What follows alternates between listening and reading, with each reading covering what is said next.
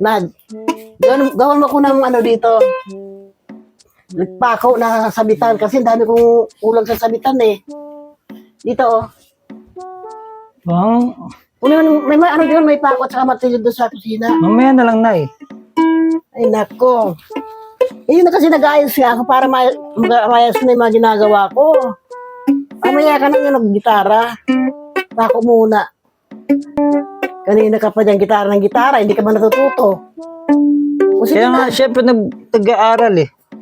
sige na, ilagay mo na, sandali lang yun. Sandali lang yun. Ito. Oo. Yan, dito.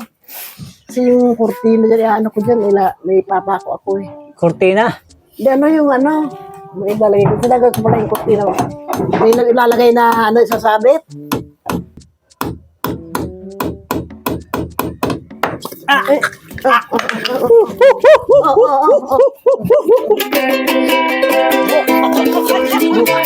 Natuto ka na, ang galing mo na.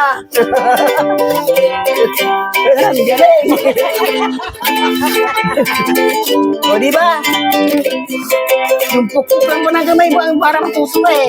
Wala kang sakit.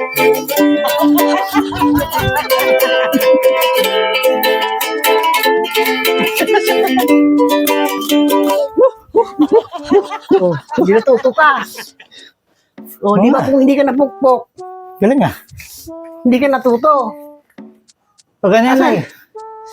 Asan na yung nakalagay na ba? Yun, no, okay na. Ano ba naman to? Salamat naman dahil natuto ka. Kanina ka pa nagpapractice Ano ka nito. ginawa yun? Ha? Paano ginawa mo nun? Oh, wala na naman. Pupugin mo din ka ba?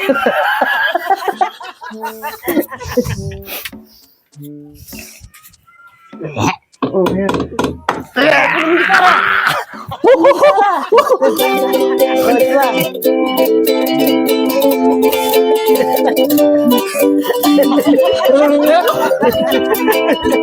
Ang galing!